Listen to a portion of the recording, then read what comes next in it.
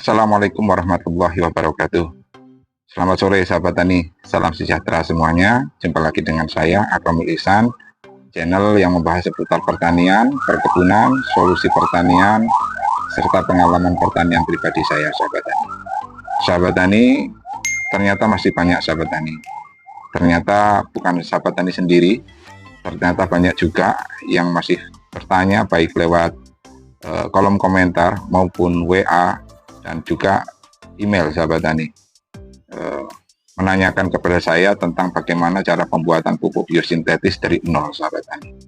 Kali ini kita akan coba sahabat tani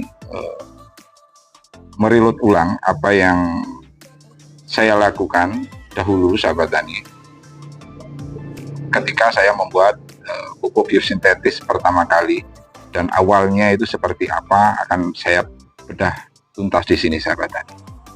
Sahabat tani, perlu kita ketahui dan kita sadari bahwasanya selama ini kita sering menggunakan baik itu pestisida kimia, pupuk kimia, atau apapun itu dengan tujuan untuk meningkatkan hasil daripada perkebunan kita sahabat tani. Tanpa kita sadari sahabat tani, sebenarnya dengan apa yang kita lakukan tersebut, kita telah memiliki andil terhadap lahirnya mikroba baru yang memiliki tingkat resistensi terhadap pestisida yang sahabat tani gunakan, maupun menurunnya jumlah mikroba tanah yang ada pada lahan dan perkebunan kita. Begitupun pada hama sahabat tani. Tentunya selama ini sahabat tani pasti menemukan beberapa hama yang mengalami resistensi terhadap pestisida kimia yang sahabat tani gunakan, dari yang tadinya bisa mengendalikan hama dan kemudian tidak lagi mempan terhadap insektisida yang sahabat tani gunakan. Dan konsep pemikiran saya pun seperti itu sahabat tani. Kita akan isolasi dari beberapa mikroba yang ada di kebun kita yang masih tersisa, kemudian kita akan muliakan mikroba tersebut dalam masa isolasi beberapa hari yang telah kita rencanakan. Dan tentunya di situ kita akan beri beberapa material yang mampu mendukung pertumbuhan dan perkembangbiakan mereka sahabat tani.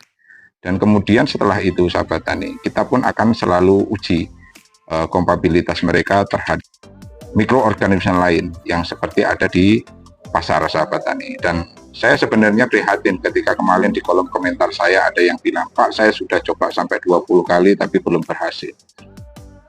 Dan oleh sebab itu hari ini saya merasa benar-benar terpanggil bahwasanya ternyata masih ada yang benar-benar membutuhkan. Karena melihat keteguhannya untuk mencoba sampai 20 kali itu luar biasa sahabat tani. Nah, dan oleh sebab itu sahabat tani, mari kita coba.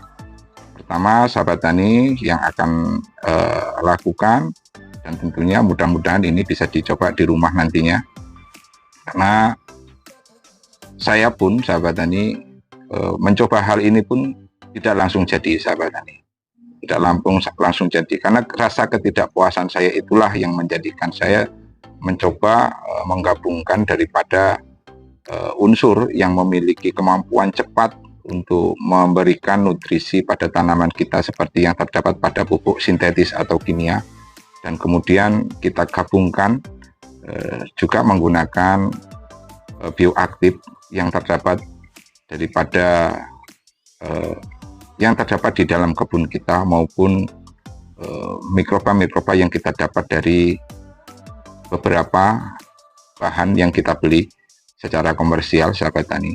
Dan tentunya ini akan menjadi sesuatu yang luar biasa menurut saya tadinya, dan ternyata dari beberapa kali percobaan akhirnya saya mampu menumbuhkan mikroba tersebut bersama dengan pupuk kimia atau sintetis sahabat tani.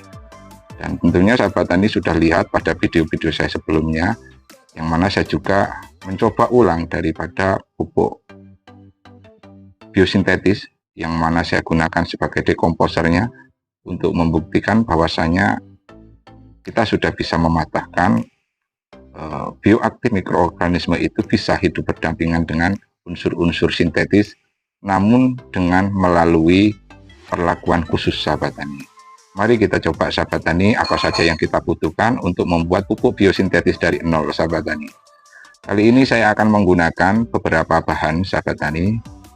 Sahabat tani bisa lihat di hadapan saya ini ada humus bambu sahabat tani. Ada humus bambu dan juga tanah sahabat tani. Tanah ini tanah yang saya ambil dari area perakaran di kebun saya, yang tentunya sahabat tani bisa pilih, baik itu tanaman yang sahabat tani budidayakan ataupun dari tanaman lain yang sahabat tani tidak budidayakan atau tidak dipupuk atau tidak dirawat sama sekali tapi bisa tumbuh subur sahabat tani, maupun tanaman yang sahabat tani budidayakan dan mampu tumbuh subur di antara lainnya. Sahabat tani bisa ambil tanah tersebut di area perakaran sahabat tani, itu kurang lebihnya sekitar 5 sampai 6 genggam sahabat tani, seperti yang saya lakukan ini. Dan juga saya ambil beberapa genggam humus bambu beserta tanahnya yang ada di rumpun bambu di sekitar perkebunan saya. Nah, dan tentunya sahabat tani tahu bahwasanya humus bambu memiliki mikroba pengurai yang sangat kuat ya sahabat tani ya. Dan kemudian sahabat tani saya juga sudah siapkan molase sahabat tani sebanyak 1 liter, yang mana ini adalah hasil pengenceran daripada molasenya sendiri, yaitu 200 ml yang saya encerkan dengan 1 liter air sahabat tani. Dan di depan saya ini sudah ada air cucian beras sahabat tani, dan air cucian beras ini pilih sahabat tani yang dari air cucian beras pertama sahabat tani. Jadi biasanya beberapa sahabat tani di rumah mungkin melakukan beberapa kali pembilasan, tapi sahabat tani bisa gunakan yang air cucian beras pertama sahabat tani. Nah, dan kemudian sahabat tani kita tidak menggunakan sama sekali dekomposer sahabat tani, kita hanya murni menggunakan ini sahabat tani. Ini sebanyak 1 kilo ya sahabat tani ya, 1 kilo yang kita ambil dari kebun kita, tanah di area perakaran dan juga humus bambu sahabat tani. Kemudian sahabat tani perlu masukkan molase ini ke dalamnya. Dan air cucian beras ini saya gunakan sebanyak 18 liter ya sahabat tani. Jadi ini merupakan memiliki terdiri dari 18 liter air cucian beras, 200 ml molase yang diencerkan dengan air, atau sahabat tani bisa gunakan juga penggantinya yaitu gula merah sebanyak 200 gram. Dan sahabat tani perlu aduk ya sahabat tani kurang lebihnya sekitar 30 detik.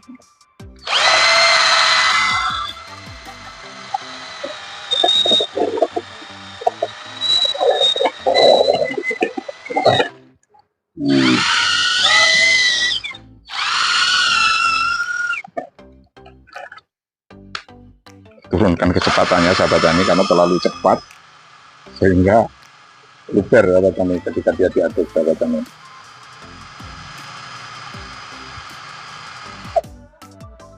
Saya rasa ini sudah cukup sahabat tani, dan kita akan tunggu selama 5 kali 24 jam ya sahabat tani. 5 kali 24 jam.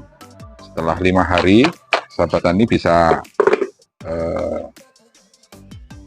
nanti akan masukkan beberapa bahan lagi, yang mana setelah ini sahabat tani perlu mempersiapkan juga, yaitu mengaktifkan bioaktif dari beberapa bahan lainnya sahabat tani.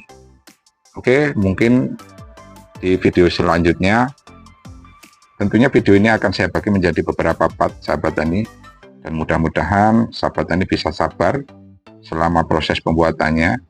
Dan mudah-mudahan bermanfaat sahabat tani. Nanti kita lanjutkan pada part 2 untuk bahan selanjutnya apa yang akan kita gunakan sahabat tani.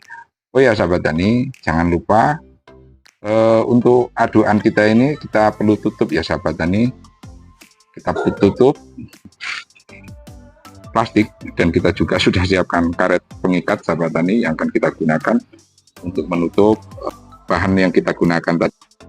Dan sahabat tani wajib melakukan pengadukan selama 5 hari.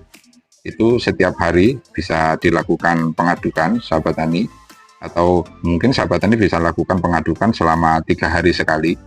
Tapi setiap hari wajib dibuka sahabat tani, wajib dibuka untuk melihat sambil mengobservasi. Tidak perlu lama sahabat tani, mungkin cukup sekitar 20-10 detik dibuka untuk membuang gasnya juga sahabat tani. Nah, mudah-mudahan hal ini dapat sahabat tani lakukan sendiri di rumah, karena ini sangat mudah sekali sahabat tani.